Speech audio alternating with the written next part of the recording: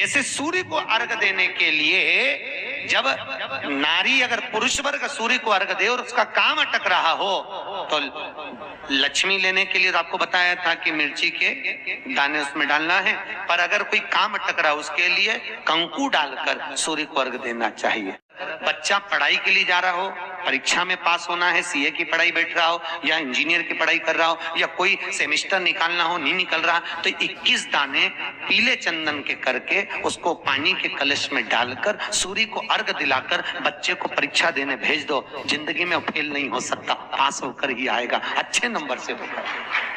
1 लोटा पानी भरो, 7 पत्ती नीम की डालना। काय की डालना? नीम, कड़वी नीम, मीठी नीम नहीं, कड़वी नीम। 7 पत्ती नीम की डाल लो और 7 उसमें बेलपत्र डाल लो। जिस व्यक्ति का ब्लड प्रेशर हाई हो, लो हो, उसके कमरे में उसको प्लेट से ढककर रख दीजिए। सुबह स्नान कर कर वही व्यक्ति जिसका ब्लड प्रेशर ऊंचा नीचा होता है उसको शिव जी को समर्पित करना। शिव को चढ़ाकर उसी का पानी 7 बार उसी स्थान पर ग्रहण कर लेना। व्यक्ति का ब्लड प्रेशर बराबर हो जाता है। एक दिन नियम से कर रहे हो तो 15 दिन कर लो, उसमें बराबर, फिर कभी जिंदगी में ब्लड प्रेशर की बीमारी चली ही जाती है, कोई दिक्कत नहीं है। सूर्य देव को, शिव पंचायत के सूर्य देव को जब हम जल समर्पित करते हैं तब हमारे जीवन का सारा सुख, रोग मुक्ति, और सबसे मूल यही है कि रोग ना रहे शरीर में। और एक बात और कहिए,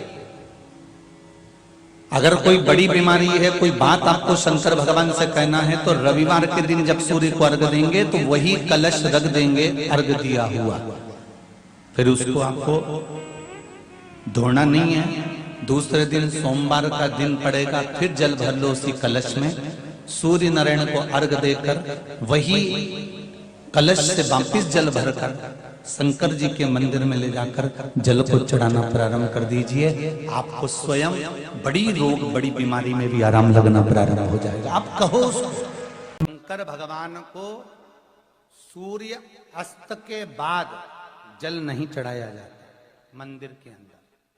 हाँ, कोई विशेष उत्सव हो, शिवरात्रि हो, कोई तिथि अच्छी हो, वो आप एक अभिषेक कर दें, वो बात की बात है, पर शंकर को शाम सूर्यास्त के पहले। इसलिए आज भी नियम है, मुर्दे का अंतिम संस्कार यदि होता है तो सूर्य के प्रकाश में होता है। पर आप उलझन में फंसे, जिस समय पर आपका विवेक काम ना करे, जिस समय आपको लगे कि मैं बहुत बड़ी उलझन में फंस गया हूं, अब मेरे पास में निर्णय नहीं हो पा रहा, उस समय पर थोड़ी देर शंकर भगवान के मंदिर में जाकर बैठना, और अगर मंदिर ना जा सको तो अपने घर में बैठना और श्री शिवाय नमस्तुभ्यम का उच्चारण करना, नमः शिवाय का उच्चारण करना, ओम नाद करना और ओम नमः शिवाय का उच्चारण करना। थोड़ी देर गहरी सांस लेकर ओम नमः शिवाय का उच्चारण करना जब प्रारंभ करेंगे, नेत्र बंद रहेंगे, भुकुटी तनी रहेगी, उस समय पर शिव स्वयं तुम्हारी बुद्धि में आकर विराजमान हो जाएगा। स्वयं तकलीफ आए, कष्ट आए, परेशानी आए, थोड़ा सा भी जीवन में अगर लग रहा है कि हमारी कष्ट की जिंदगी चल रही है, हमारे परेशानी का जीवन चल रहा है, उस समय पर शिव नाम लेना प्रारंभ कर दो। श्री शिवाय नमस्तुभ्यम कहना प्रारंभ कर दो। धीरे धीरे उसका नाम उच्चारण करना प्रारंभ कर दो। घर के दरवाजे पर श्री शिवाय नमस्तुभ्यम लिख दो। गाड़ी पर, बंगले पर, दुकान पर, जायदाद पर उसका नाम लिख दो कि अब हमारे बस का नहीं है, लोग हमको तकलीफ दे रहे हैं, कष्ट दे रहे हैं, अब दुनिया हमारे से नफरत कर रही है, पर मेरे बाबा तू मुझे निभा लेना। पूरी जमीन, जायदाद, मकान, गाड़ी, खुद सब कर श्री शिवाय नमस्तुभ्यम लिख दो, उसके सुप्रत कर दो। एक बहन ने एक पत्र लिखा था कल कि रुद्राक्ष क्यों पहना जाता है, तुलसी की माला क्यों पहनी जाती है, रुद्राक्ष पहनने का कारण क्या है, तुलसी की माला पहनने का कारण क्या है, क्यों रुद्राक्ष पहना जाए, क्यों तुलसी की माला पहनी जाए, उसका कारण क्या है। हम आपसे पूछते हैं, सब बोलना, एक कटोरी में शक्कर ले लो, ठीक है, उसमें तुलसी का थोड़ा सा दल डाल दो, क्या बन गया, जम के बोलो, प्रसाद बन गया। भोजन है, भोजन की थाली में जब तक तुलसी का दल नहीं डाला तब तक वो प्रसाद नहीं हुआ। तुलसी का एक पत्ता, थोड़ा सा दल भोजन की थाली में डल गया, क्या बन गया? प्रसाद। इतना बड़ा भगोना भरकर नुक्ति बनी है, सेव बना है, प्रसाद बना है, उसमें थोड़ा सा तुलसी का दल डाल दो, क्या बन गया? प्रसाद बन गया। अब शिव का प्रसाद कैसे बनता है? तो कहा भगवान के प्रसाद में जो सामग्री हो उसमें बेलपत्री डाल दीजिए, रुद्राक्ष का भाग उसके अंतर्गत, अर्थात भगवान शंकर स्वयं माँ महागौरी से कहते हैं, हे महागौरी, हे गौरी, हे महागौरी। जैसे तुलसी भोजन में डालने पर प्रसाद बन जाती है, उसी तरह संसार का मनुष्य जब किसी रुद्राक्ष को अपने गले में धारण करता है तो वो मेरे लिए प्रसाद बन जाता है, मेरा अपना बन जाता है। उसको मैं स्वीकार कर लेता हूं, वो मेरा अपना है। अब प्रसाद को आप लोग नाली में फेंकते हो क्या? प्रसाद को आप गटर में फेंकते हो क्या? प्रसाद को आप कहीं गलत जगह डालते हो क्या? नहीं, क्योंकि वो प्रसाद बन गया। गले में अगर रुद्राक्ष की माला आ गई, एक रुद्राक्ष तुम्हारे गले में लाल धागे में पड़ा हुआ है, तुलसी की माला तुम्हारे गले में पड़ी हुई है, आप भगवान का प्रसाद हो। अगर चलते फिरते मौत का किसका ठिकाना, मृत्यु का किसको भरोसा, कब प्राण छूट जाए। अगर हमारे गले में रुद्राक्ष पड़ा है, तुलसी की माला पड़ी है और हमारे प्राण छूट भी गए तो हम वो प्रसाद हैं कि हमें नरक में नहीं पटका जाएगा, गलत जगह पर नहीं पटका जाएगा, हमको श्रेष्ठ जगह पर रखा जाएगा। प्रसाद को नाली में नहीं डालते, प्रसाद को गटर में नहीं डालते। रुद्राक्ष पहनने वाला, तुलसी की माला धारण करने वाले को गलत जगह पर नहीं भेजा जाता, गलत जगह पर।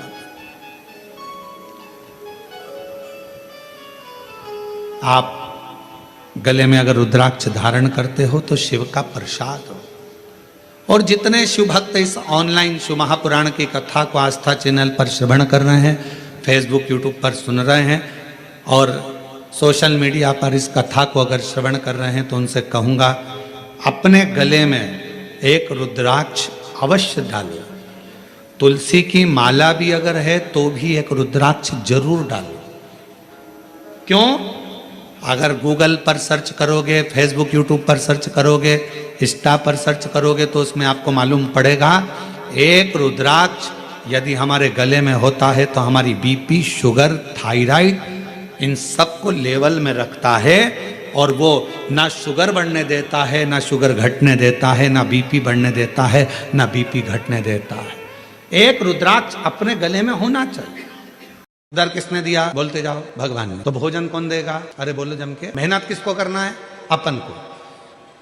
परिश्रम अपने को करना है, मेहनत अपने को करना है, पर फल देगा। और इसका एक प्रसंग है, ये बक्सा चल रहा है, इसका एक प्रसंग है और बड़ा सुंदर सा एक प्रसंग आता है। एक मलुक नाम का एक लड़का था, उसका दोस्त शिव जी का बड़ा भगत था। शंकर भगवान के मंदिर में वो रोज जाता, रोज जल चढ़ाता, शिव जी की आराधना करता, साधना करता, भजन करता और ये दिन रात उस पर कटाक्ष करता, दिन भर उस पर तर्क करता मलुक। अब एक दिन मलुक ने अपने दोस्तों को रोक लिया, कहाँ जा रहा है? कि मंदिर जा रहा हूं। अरे थोड़ा काम धंधा कर ले, या जा जरा काम धंधा कर। ये शंकर भगवान को नहलाने से, लोटा भर के जल चढ़ाने से कोई शंकर जी कुछ थोड़ी ना दे देगा। काम नहीं करेगा तो क्या शंकर जी खाने को दे देगा? लड़ाई हो गई मलुक की और उसके दोस्त की। नहीं करूंगा काम तो भी मेरा भोलेनाथ खाने को देगा। मलुक ने कहा अगर तेरा भोलेनाथ काम नहीं करूं और खाने को दे तो मैं भी चल करने को तैयार हूं। एक परीक्षा करूंगा, वन में जाकर बैठ जाऊंगा, देखूं तेरा भोलेनाथ मुझे खाने को देता है कि नहीं देता। अगर मेरे शंकर भगवान ने तुझे खाने को दे दिया तो काम मैं रोज एक लोटा जल चढ़ाने के लिए शंकर जी के मंदिर में जाऊंगा, और अगर तेरे शंकर भगवान ने मुझे खाने को नहीं दिया तो काम मैं मंदिर जाना छोड़ दूंगा, लोटा भर जल चढ़ाना छोड़ दूंगा। दोनों में झगड़ा हो गया, दोनों में लड़ाई हो गई। अब दोनों में झगड़ा हो गया और जो मल्लुक था वो लड़ झगड़ के जंगल में चले गया। जंगल में जाकर उसने विचार करा, जंगल में रहूंगा और कोई मुझे भोजन देकर चले गया तो एक काम करता हूं, ये पीपल के पेड़ पे चढ़ के बैठ जाता हूं, कोई आएगा भी नहीं, भोजन देगा भी नहीं, और भोजन नहीं मिलेगा तो मेरा दोस्त मंदिर जाना छोड़ देगा और मेरा झंझट मिट जाएगा, फिर मेरे साथ घूमेगा, एंजॉय करेगा। ठीक है, पेड़ पे चढ़ गया। इसका दोस्त गया शंकर जी के मंदिर में जल चढ़ाकर बोला, भोले बाबा वो मलुक गया है, उसमें अक्ल नहीं है, परीक्षा लेने गया है आपकी कि भोलेनाथ खाने को देगा क्या। बाबा उसका पेट भर देना बेचारे का, भूखा रहेगा। जल चढ़ाया, और जैसे ही जल चढ़ाया शंकर भगवान को और दोस्त घर पर आया, आने के बाद तुरंत आज शिव जी ने जो लीला करी वो देखिए। शंकर भगवान ने ऐसी लीला कर दी कि एक गाय चराने वाला कपड़े में 4 रोटी बांधकर उसमें थोड़ा सा अचार और कांदा रखकर लाया और विचार करने लगा, मुझे गाय यहीं पर चराना है, मेरी रोटी कहीं दूसरा ना खा जाए, इसलिए इसको पीपल के पेड़ पर टांग देता। रोटी टांग दी पीपल के पेड़ पर। मल्लुक ने विचार करा, इसका शंकर भगवान तो गजब का है रे, रोटी ऊपर दे दी पीपल के पेड़ पर वो तो कह रहा था कि भगवान खिला कर जाता है, नहीं खाऊंगा, रोटी टंगी है, खा नहीं रहा। अब थोड़ा बहुत तो हाथ पर खुद भी हिलाओ जी, खाने को तैयार नहीं।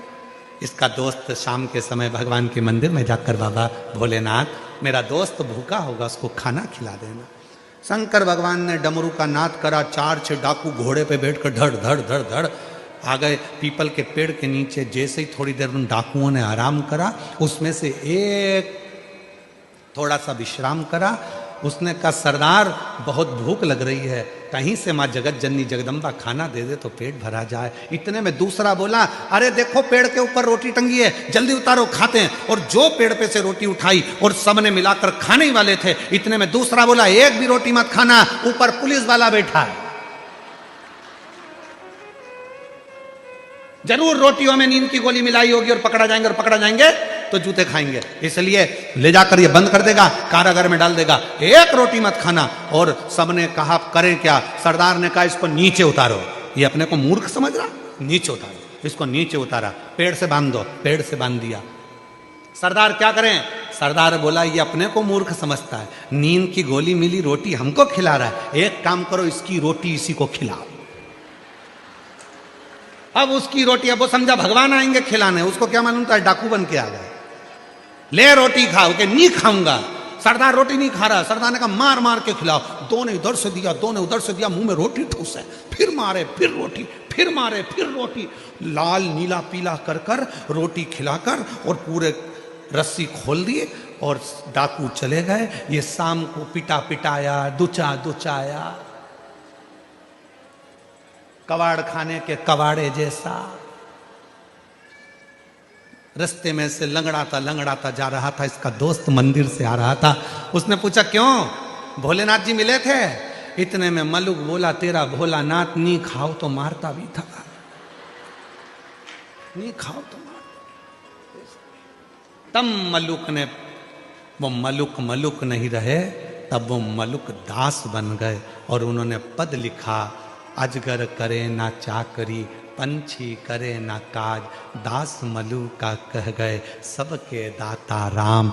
कोई कुछ ना करे तो भी वो पेट भर कर जाता है, वो मेरा देव अधिदेव महादेव, वो शिव है, वो मेरा राम, वो मेरा कृष्ण, वो मेरा शंकर, वो मेरा दत्त, वो मेरी माँ आद्य शक्ति जगत जननी दुर्गा भवानी है, वो मेरा हरि विठल पांडुरंगा है, जो बेलपत्री की मध्य पत्ती पर, बेलपत्री की बीच की पत्ती पर लगाया हुआ चंदन और पत्ती के 3 पत्तियों का जहां पर मिलन हुआ है, उस जगह पर लगाया हुआ शहद शिव को जब चढ़ाया जाता है तो वो भाग्य की बेकार रेखा को भी बदल देता है। वो साधारण नहीं है। कई माताओं की आदत होती है, जब शंकर भगवान को बेलपत्र चढ़ाती है तो उस बेलपत्र पर ओम लिख देती है या चंदन लगा देती है या बीच पत्ती पर थोड़ा सा कुछ भी लगाएगी, भले चावल का दाना लगाएगी, भले वो चंदन लगाएगी, भले वो अष्टगंध लगाएगी, गुलाल लगा देगी, अबीर लगा देगी, कुछ भी लगाकर उस जगह पर लगाकर फिर भगवान को चढ़ाए। वो व्यक्ति जो भगवान शंकर को बेलपत्र जब समर्पित करता है और बीच की पत्ती पर चंदन लगाकर मध्यस्थ जोड़ पर शहद लगाकर शिव को जब समर्पित करता है तो उसका भाग्य कितना भी विपरीत चल रहा हो, उसकी किस्मत की रेखा कितनी भी विरोधी, कितनी भी विपरीत चल रही हो, वो अपने आप सुलझ जाती है, अपने आप सुलझ जाती है। उसको सुधारने के लिए कोई दूसरा नहीं आता। आप अपनी किस्मत को संवार सकते हो, आप अपनी किस्मत को संवारने में देरी नहीं कर सकते, आप स्वयं संवार सकते। आप सूर्य को अर्घ देना प्रारंभ करिए। अपने शरीर से मस्तिष्क से तांबे का पात्र 8 इंच की दूरी पर रखकर सूर्य नारायण को उस जल में से देखो, जो जल नीचे आप सूर्य को चढ़ा रहे हो, उस जल में से देखते हुए सूर्य को अर्घ देना प्रारंभ करिए। और धीरे धीरे, अगर बीमारी है तो बिल्कुल स्लो एकदम धीरे धीरे उस पानी को छोड़िए। और पानी को छोड़ने के बाद आप बाबा का केवल सूर्य की आराधना, सूर्य को जल देना प्रारंभ कर दीजिए। 15 से 20 दिन कर कर देखो, धीरे धीरे शुगर और बीपी लेवल में आना प्रारंभ हो जाएगी। अर्घ तो दो, जल भी तुम्हारा, पानी भी तुम्हारा, सूर्य नारायण भगवान भी आपके, और ये शरीर भी आपका। आप अगर स्वस्थ रहोगे तो उसमें सियोर वाले महाराज का कुछ नहीं आना जाना है। बस इतना जरूर जानता हूं कि घर का बेटा, घर का पुरुष, घर की माताएं जब सूर्य को अर्घ देना चालू कर देंगी तो ये पक्का है कि किसी माँ की गोद नहीं उजड़ेगी और किसी माँ का श्रृंगार नहीं उजड़ेगा। ये बीमारी है, तकलीफ है, बच्चा चिड़चिड़ा हो गया, माइंड काम नहीं कर रहा है, शरीर में रोग भरते चले जा रहा है, कटोरी में जल ले लो, पात्र में जल ले लो और पंचाक्षर मंत्र नमः शिवाय या षडाक्षर मंत्र ओम नमः शिवाय या श्री शिवाय नमस्तुभ्यम, जितनी देर आप जप करें उतनी। शंकर भगवान को अगर आप 1 लोटा जल दे रहे हो तो प्रेम में दे रहे हो, शंकर भगवान को बेलपत्र दे रहे हो तो प्रेम में दे रहे हो, शंकर भगवान को अगर धतूरा दे रहे हो तो प्रेम में दे रहे हो, शंकर भगवान को अगर भस्म दे रहे हो तो प्रेम में दे रहे हो, भगवान शंकर को अगर दीपक लगा रहे हो तो प्रेम में लगा रहे हो, भगवान शंकर को यदि कुछ दे रहे हो तो प्रेम में दे रहे हो। और जिस दिन तुमको जरूरत पड़ेगी, लगेगा मेरा बेटा दुखी है, तो तुमने जो जल चढ़ाया था, तुमने जो बेलपत्र चढ़ाई थी, बस मेरे भोले बाबा ने उसी बेलपत्र और जल का फल तुमको उस दिन निकाल कर देना प्रारंभ कर दिया। जब तुम तकलीफ में, जब तुम कष्ट में आए, जब तुम दुखी थे, तुम परेशान थे। शिव महापुराण की कथा कहती है, भगवान शंकर का चरित्र कहता है, शिव तत्व कहता है, अपनी वाणी की श्रेष्ठता रखता है।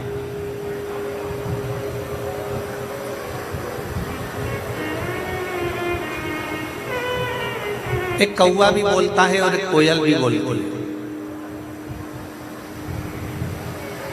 हापुड़ नगर की इस पवित्र भूमि पर आप और राम शिव महापुराण की कथा नवरात्र में 5 दिवसीय श्रवण कर।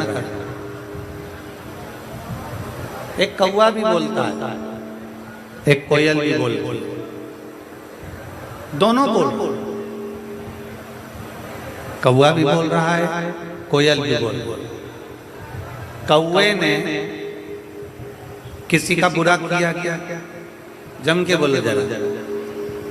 कौवा आपका कोई बुरा कर कर गया? कौवा आपका कोई काम बिगाड़ कर गया? कौवा आपको कभी कोई अपशब्द कह कर गया? कौवा क्या आपको गाली दे कर गया? कौवा क्या आपको आड़ा टेढ़ा बोल कर गया?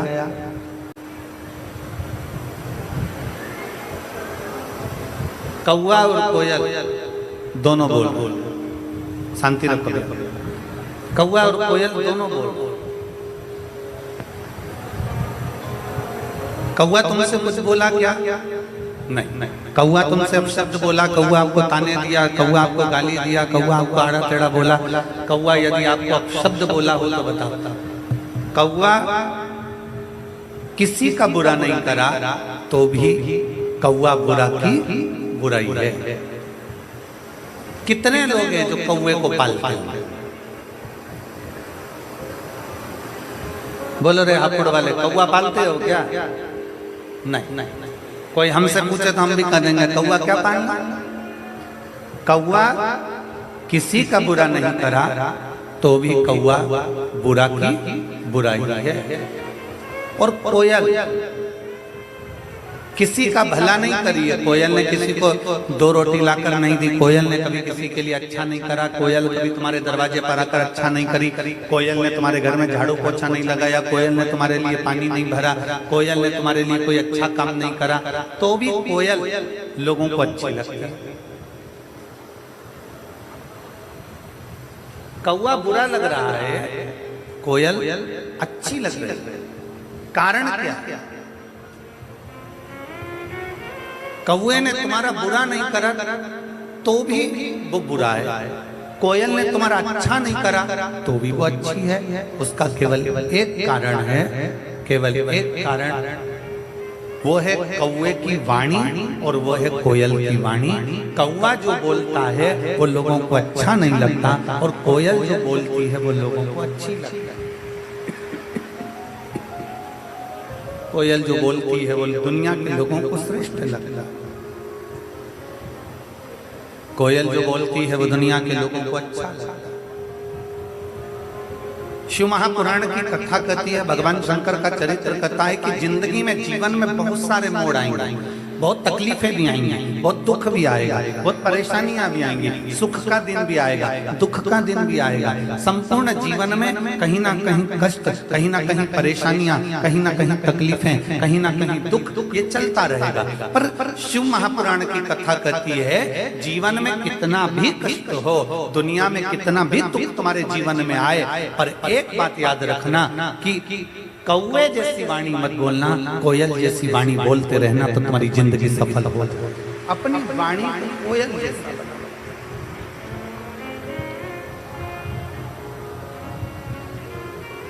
अपनी वाणी को श्रेष्ठतम बनाना। और जब वाणी को श्रेष्ठतम बनाएंगे, जब वाणी की श्रेष्ठता उत्पन्न करेंगे तो अपने आप सब आपसे जुड़ते चले जाएंगे, सब आपके करीब में आते चले जाएंगे, सब आपके नजदीक में आते चले जाएंगे।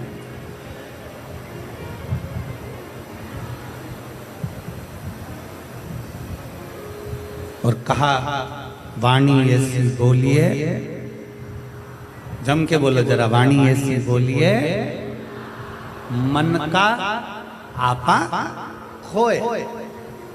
पर आज के जमाने में वाणी ऐसी बोलिए जो जम के झगड़ा होए, पर उससे मत बोलिए जो तुमसे तगड़ा